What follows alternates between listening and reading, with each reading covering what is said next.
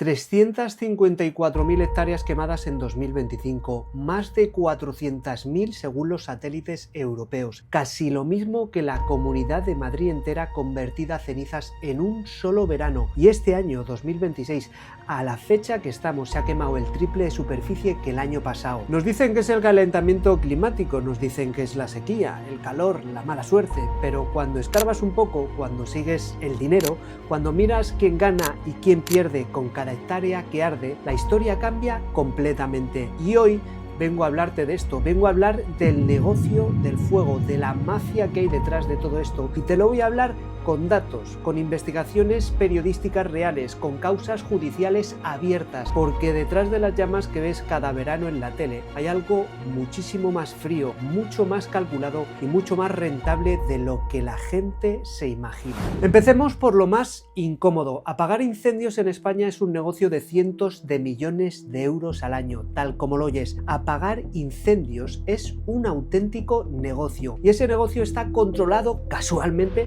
por muy pocas manos. Una sola empresa, Avincis, antes se llamaba INAER y antes Elixa, controla nada menos que el 80% del mercado de extinción aérea en este país. Una sola empresa, y esa empresa ha pasado de mano en mano entre fondos de inversión internacionales. La compró el fondo de inversión KKR por 350 millones de euros y la revendió años después por 2.000 millones. Haz cuentas, eso no es una empresa que apaga fuegos, eso es un activo financiero que se revaloriza cada vez que España arde. Y espera, que ya sé lo que estás pensando, estamos hablando del negocio de apagar fuegos, luego por supuesto vamos a hablar del negocio que hay después del fuego extinguido. Y ojo, porque no estoy hablando de teorías, esto es tan real como que la Audiencia Nacional lleva desde el año 2018 investigando a 14 empresas del sector de extinción aérea por amaño de contratos públicos en 6 comunidades autónomas: Comunidad Valenciana, Andalucía, Cataluña, Baleares, Castilla-La Mancha y Extremadura. Los delitos que se investigan tienen nombre y apellido: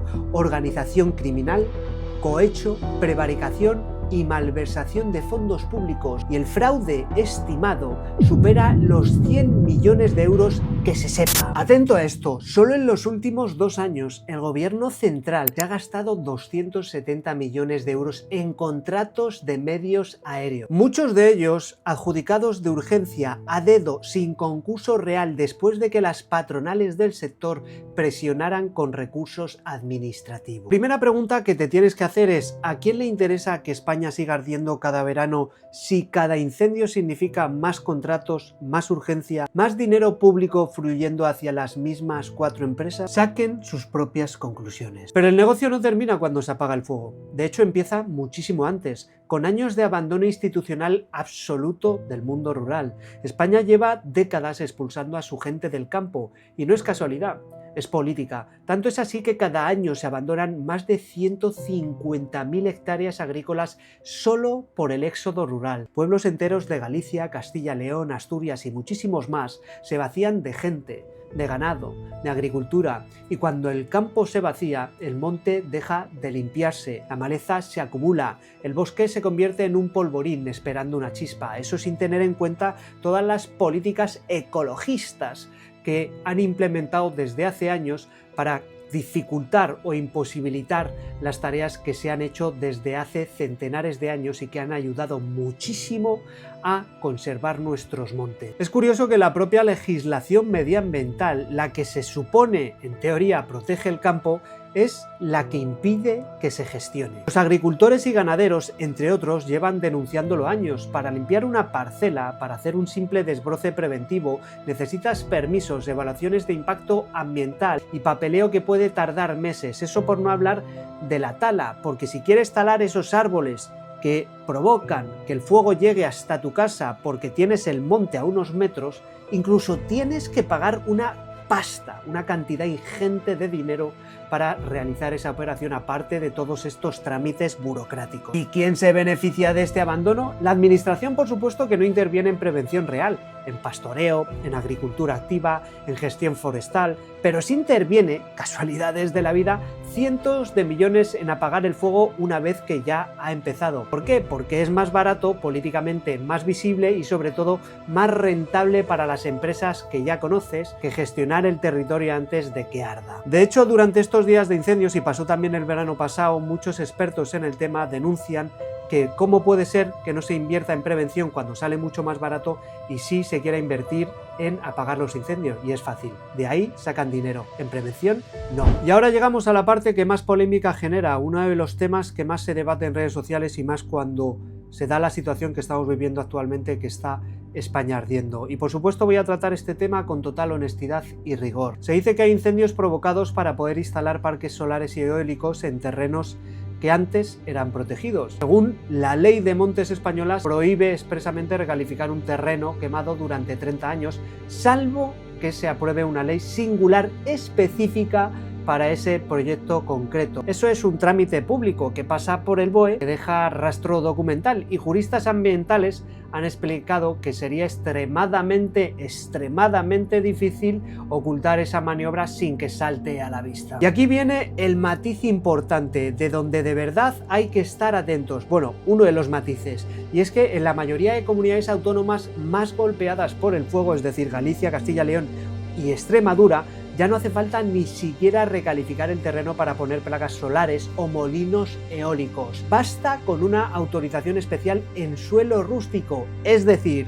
el negocio de las renovables desde hace años no necesita que el monte arda para expandirse, y aún así estamos viendo, porque estos son documentos públicos, en el BOE los tenéis, como muchos terrenos que han salido casualmente ardiendo previamente habían sido recalificados o renombrados, por así decirlo, como terrenos públicos. Pero entonces, ¿significa esto que no hay intereses económicos detrás del abandono del territorio rural? En absoluto. Esto significa que quemar para recalificar no es la principal herramienta o el principal mecanismo que están utilizando para sus intereses, aunque sí es uno de tantos. El mecanismo principal es mucho más silencioso y no estamos atendiendo a esa realidad. El auténtico mecanismo que llevan años implementando y utilizando es dejar que el campo se vacíe, que la actividad agraria y ganadera desaparezca y que ese vacío legal y demográfico allane el camino para que las grandes corporaciones y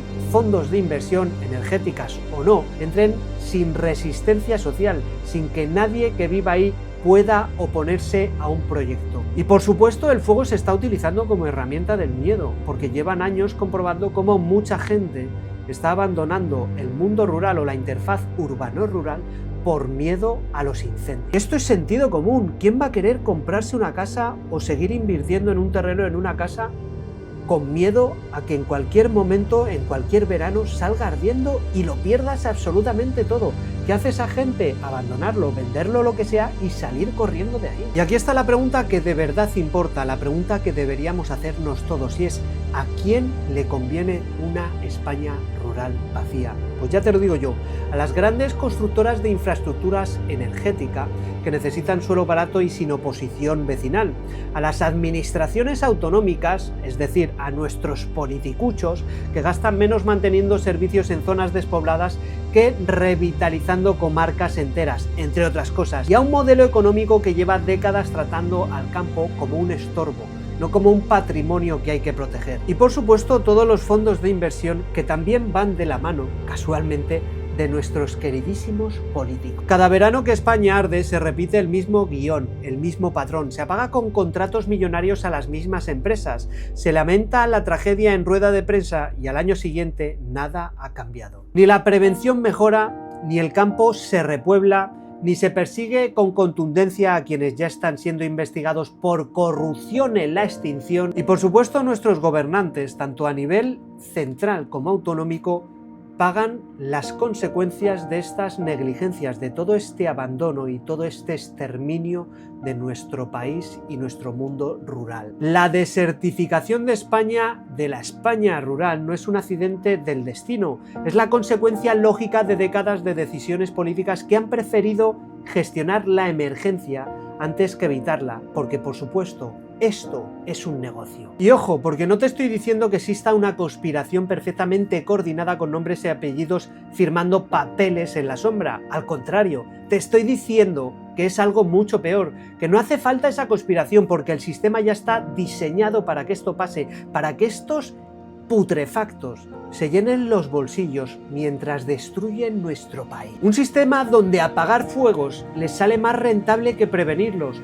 donde abandonar el campo sale más barato que repoblarlo y donde mientras tanto la culpa se la echamos entera al cambio climático que existe, que es real, pero que no es la única historia y por supuesto no es el agente más preocupante que acontece en nuestro planeta y por supuesto en este país. Os pido por favor y de corazón apoyéis y compartáis este vídeo porque ya sabéis que este tipo de contenido lo censuran muchísimo. Tanto es así que puede ser que por hablar de cambio climático, de fuego y demás, este vídeo tarde o temprano desaparezca o me metan un strike al canal.